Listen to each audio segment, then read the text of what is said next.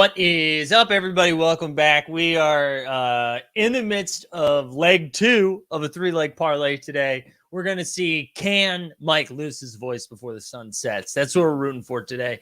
For those of you joining us, we are doing a little NFT Wednesday. This is like a little extra special NFT Wednesday. I think this is the second time we've done this. Where someone in the community is a part of an NFT project that we've brought on to talk a little bit about it. I think the first one, our man Dan came on and talked about Minimizer. And today we're bringing on the crew behind the Flooding Factory. I know we've talked a little bit about it in the Discord. A lot of our Team Hold members are over in the Flooding Factory Discord. So we're very excited to welcome the crew from the Flooding Factory. So we're going to do that right now. Dan, Jessica, and Dan, how we doing? Hey guys. Good morning. Good morning. What up, Team Hold? As talked about in before we went live, I do think I know controversial like whose t-shirt it is, but we do have to talk about the Picasso Bulls in there. So Yeah. A+ t-shirt work. Thank you.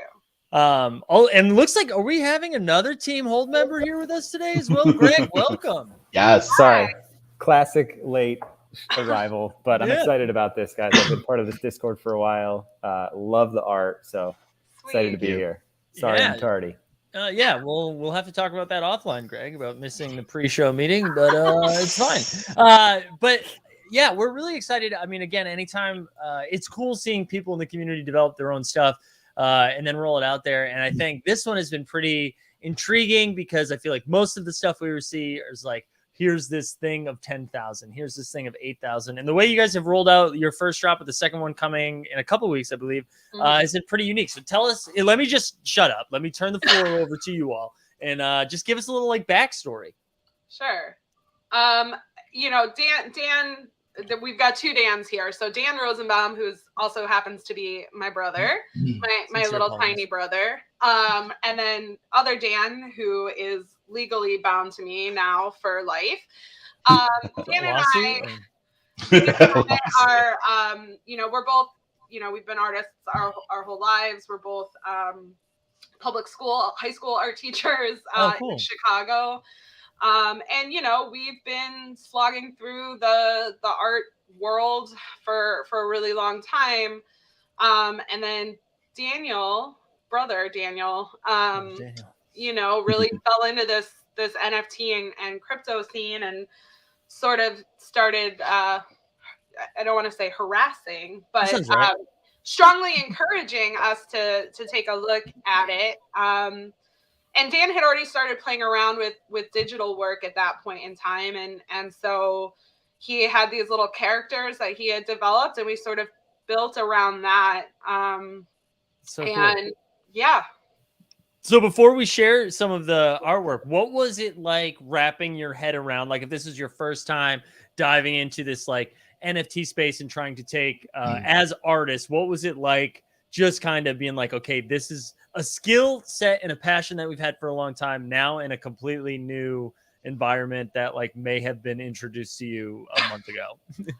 I don't know, Dan, maybe you can talk a little bit about that. I mean, I think it's actually, I think it's been pretty overwhelming, just the reception in general that we've got. So that's been great. But, you know, I think I don't really do a whole lot of the Twitter stuff. That's mostly Jessica, but just seeing like all the people on there and just, you know, there's like the real sense of positivity that's in the general art community there, which is really kind of a huge contrast to the typical art world. So it's been kind of refreshing, I think, just to see all the awesome stuff that people are making. I mean, there's a lot of good art out there.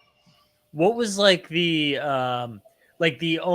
own like educational work that you needed to do to like get up to speed with like just the fact that you were creating art now is like turning into an NFT thing, which like, had you guys created an NFT prior to this or is this your first one? Yeah. So what was like that process for you?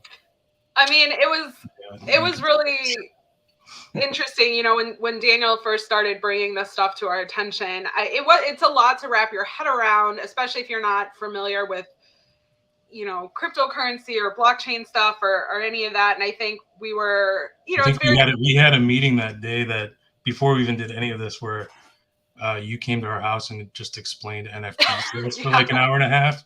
So yeah, I remember sketching out like what a blockchain what would we look thought an NFT was, and then I drew a bunch of like rectangles and then kind of made notes in them. I'm like, okay, I can visualize this now, and it sort of clicked a little bit more after that. And then we really started just by actually looking at art that we liked and wanted to collect, and really seeing what artists were doing with this technology and within this space, that it isn't all just 10,000 profile picture projects. Well, quickly, like for me, what sold too is like I started seeing all these artists that I had been following for years that I've admired their work forever, and then I'm like, oh yeah, look, they're doing an NFT or they're doing, so that kind of to me like legitimized it a little bit in my head. I also love that path of like trying to, or like before even creating something, like looking at stuff that you like and trying to figure out why you like it. Even not even just as a creator, but as a collector, like why is it that those things speak to you in a cool way? So I like that. I like that. Yeah. And I think that's important too, is like Jess and Dan, like, yeah, they heard me talking about NFTs and Top Shot and Team Hold for like a year before, we started this project. But even a few months before the project, we really sat down and started like doing team meetings and getting after it. Jess and Dan, started collecting their own NFTs, and it started slowly where we were texting each other like maybe once a week, like, oh, hey, take a look at this one. This is pretty cool. And then that turned into every day texting like different projects. And I swear, like now it's like 4 or 5 getting swung back and forth every single day. So, Jess and Dan definitely have like the artistic creative side that I can never possess, as I just can't have it. But like, yeah, I mean, there's the other aspect of being collectors and, the importance that someone who may not understand fine art but can appreciate it, but loves collecting rare items, and the value of maybe a smaller set as opposed to these larger, and not to yuck anyone's yum. No. But like, yeah, I mean, I think there's, different size projects out there that, to piggyback off of what you're saying, I mean, I think when we started looking and started thinking about what interested us both as collectors and as artists, we sort of saw this gap between these sort of large scale profile picture projects, and then these smaller one-of-one, more like, fine arts based projects. And so I think with these blobs that Dan has been just blobbing out, it really fills that space, right? Because they can function, I think, on both levels. And I think that's why it's been fun. It's been really fun for us as a team to see folks who picked up from the first drop, change their profile pictures, and but that they still function. Oh, great. Yeah. So those are the ones we've released from series 2 so far, like sneak peek wise. All the art is done, but we're sort of trying to, build a little anticipation and. Yeah, and so I did not mean to cut you off mid-sentence. I just was trying to. If you scroll down, you can see all the ones that were part of the series 1 drop. Here we go. Oh, here we go. We've got some animated guys too. Oh, cool. Very cool. Yeah. So how long? When was the series 1 drop? Is this like 3 or 4 weeks ago? December, yeah, it seems like forever ago. It was actually 2 weeks ago. December 7th. 6 months in NFT time. Yeah, for sure.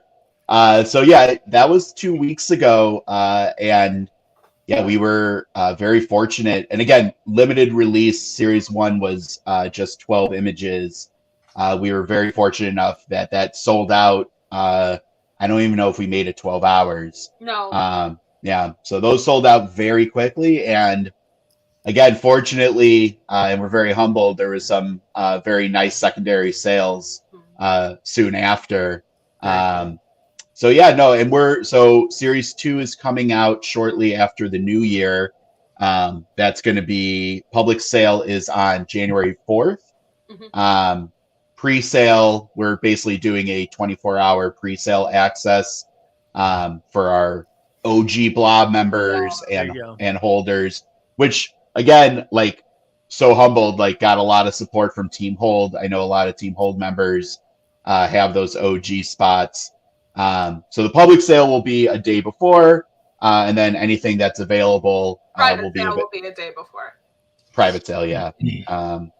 And then the next day will be the public sale. And we're reserving the animated guys for public sale too, just to try and make things a little equal and fun. And I like that. Mm-hmm. So what is so you've done series 1, you've done the series 1, we're sold out, you're doing series 2 in a couple weeks. What are you guys thinking, like if everything ran smoothly, like the most perfect rollout in the history of NFTs, where do you envision this going?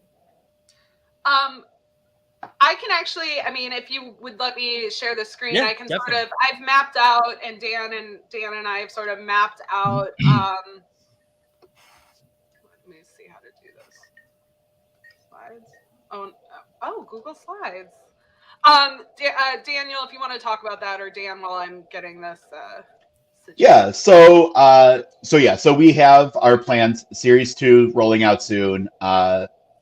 God willing, Baruch Hashem, and Salah, we sell out. We'll move into Series 3 shortly thereafter, and a similar plan. Limited release of 18 still images, and we'll do another 3 special edition animated or some type of specialty. And again, hopefully, if that sells out, we do have plans to do a larger scale release. Now, certainly, we don't want to do a 10,000 image release. There's a smaller number that we've kind of have our idea around. Again, because we want to, and we also have a little behind the scenes making of, but we still want to kind of retain this handcrafted nature of the NFTs. And again, 10,000 PFP projects are awesome. I own quite a few of them. I like them. They're fun. But yeah, what Jessica said, we're trying to find that niche between these fine art one-of-ones and these larger scale PFPs. And quite honestly, that's part of our project is whatever someone wants to do with their blob, please feel free to do that. We're selling them with complete intellectual property rights. So reproduction, distribution, whatever you want to do with your blob, that's your blob. Feel free to blob out. So and I think Dan can speak to a little bit, just starting to play around with the possibilities of creating these different handmade elements that can then be sort of generated into something else. Dan, you step. Yeah, you're talking about a larger scale thing.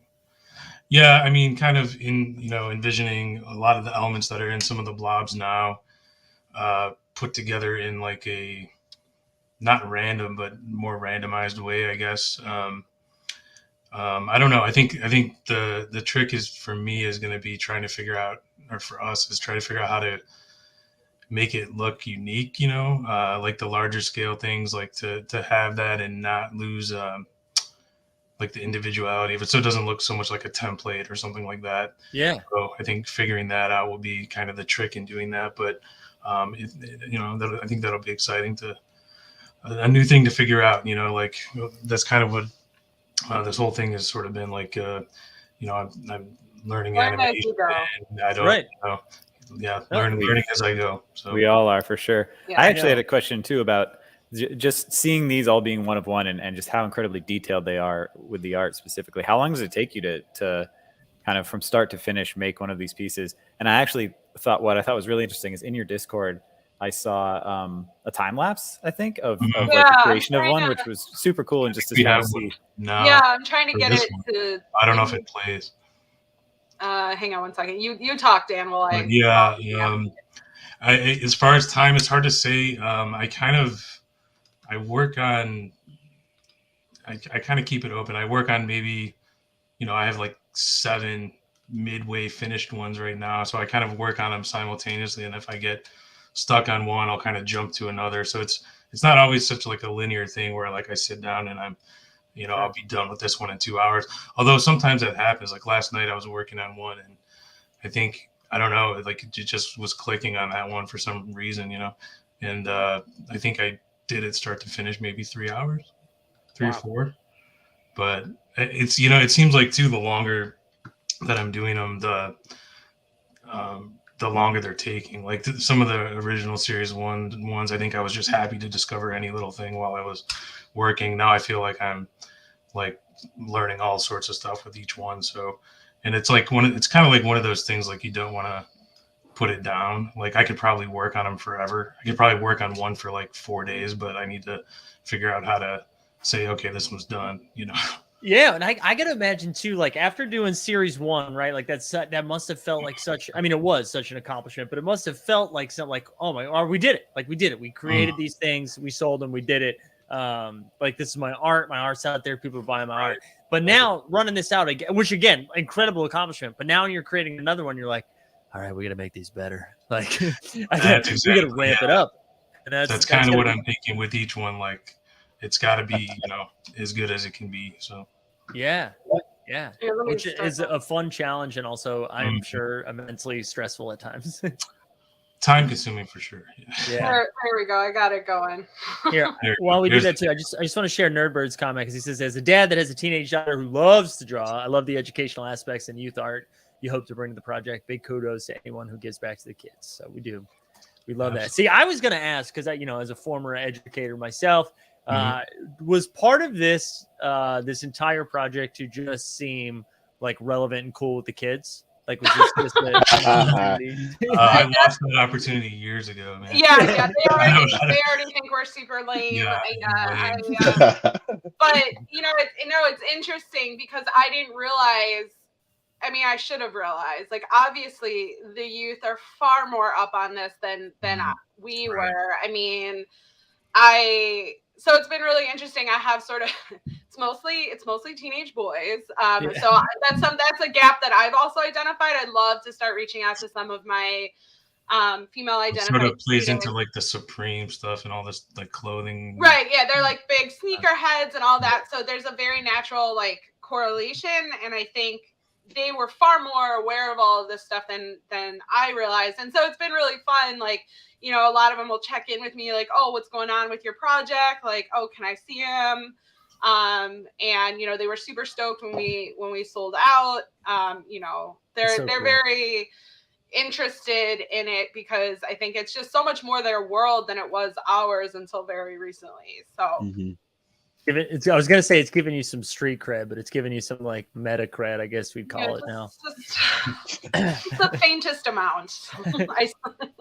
That's awesome. And I think one part of our project to speak kind of to the educational aspect is like, of course we're going to give we're committed 10% of our revenue to charity, but something along the lines of our larger scale project that we have hopefully down the line is something Jess and Dan and myself are passionate about is the potential of using this as like aspirational to again be an example to students, friends, family, but potentially create a physical space, an actual flooding factory, and whether that's in a location near the schools or our neighborhoods, just giving access. Yeah. Sorry, the Met. I'm sorry. Continue. Yeah, the Met, that would be dope. Yeah, or the MCA here in Chicago, that would also be cool.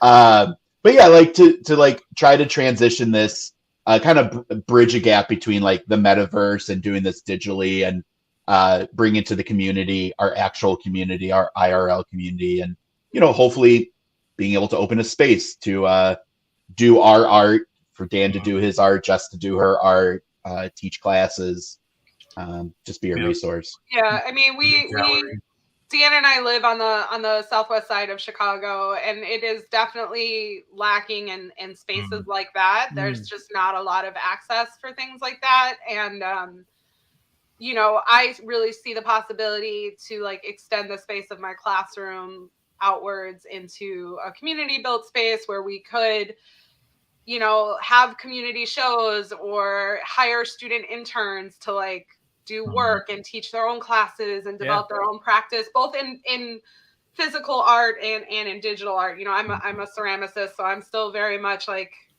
touch stuff and make stuff and hold stuff. But and I think there's space for all of those things. And it's funny because one of the first things I thought about too, just as you guys were talking and as teachers, 5 years from now, I don't know what curriculums are going to look like, right? I don't know what is this going to be a teachable thing? And it's just kind of like seeing how this evolves. You all are probably some of the first like art educators to create something, right? To create something in this space. And if this is like 5-10 years from now and there are classes, like it's people like you are going to be brought in to not only teach these classes, if that's something you'd like to do, but also to like help instruct, inform, and educate those teachers looking to get into that space, so it is kind of cool. Like right now, it probably feels just nutso what you're doing in general for your own project, but like thinking down the road, I don't know. I think this will be like a pretty cool thing to look back on, just to see like how the education space changes. We've seen it so many times. We've seen it like because Greg and I work at a leadership camp which sounds very cool right away. But with like other high school teachers, and we've seen it happen. We've seen like leadership get introduced. Now all of a sudden leadership's a course, leadership's like a major at a college, right? So like this kind of stuff happens so quickly, and you can totally see something like that happening. I'm not trying to put this like trailblazing badge on you or burden on you, but it's just as you were saying that, I was like, it's pretty cool. It's a pretty cool thing. Yeah. Yeah, so. I mean, and the educational system and structures, we work for the third largest public school district in the country. And I mean, obviously, Dan and I come up on barriers and structures and red tape. And so really even just being able to have a space outside of that structure would be very, very liberating in a number of ways. So it's the possibilities, I think, are really so broad.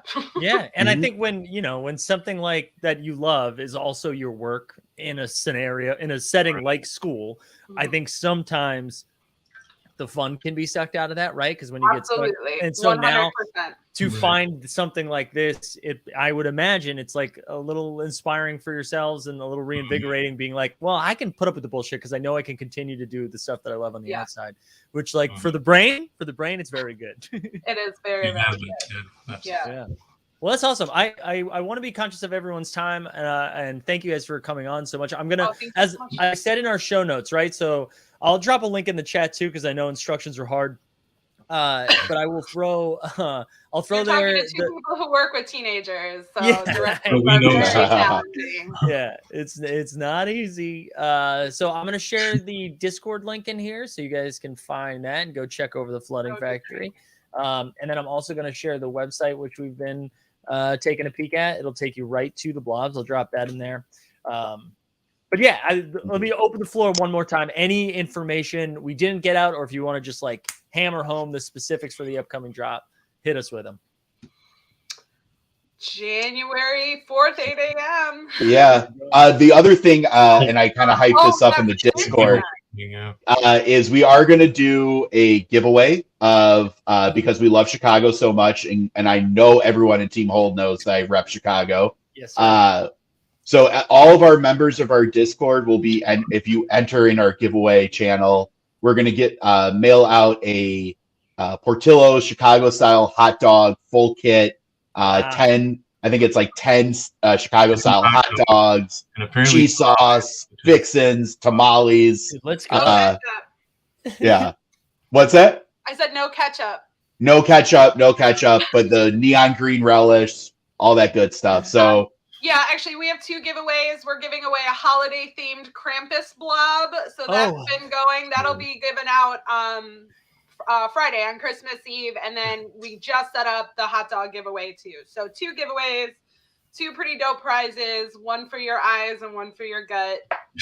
Yeah. That's incredible. Bandit is motivated by it. Right? Did somebody say hot dog? He's like, he heard hot dog. He heard hot dog. No, he just went to hot dog. Place to sleep. Right. Wow, that's awesome. I also love a Krampus blob. I'm in on that. Love it. We're trying to get in the holiday spirit. Yeah. Yeah. Well, blob style. thanks again for coming on. Seriously, this has been a pleasure to talk to you all. And both like to see Dan, who's been a member of Team Hold, who's come on to open packs, who I've met in Vegas, to then see like do a thing like be a part of a thing like this. Got my Vegas shirt on. There, he's got it on right now. That's right. But then also to get educators on here. I think that speaks to my educating heart. So, and I also got to say, it's probably all connected to the education, but most welcoming Discord I've been a part of. I joined and like every mod was like, welcome. Hey, like it doesn't get better than that. Yeah. Love it. It is nice. We love to see that. Thank you. All right. Guys. So we'll get you out of here. Best of luck with the Series 2 drop. I hope everyone has a wonderful holiday. You as well. Happy holidays, guys. Yeah. Thank you so much. Thanks. Yeah. And one last announcement too, at 3:00 we'll be back with Flovatar for the Flovatar, right? Flovatar. There we go. We almost made it through the whole thing without a massive screw up. But there we go. We'll be back at 3 p.m. Eastern with Flovatar. Thanks again for coming. We'll get some bacon on the way out, and we'll see you later. Bye. Guys.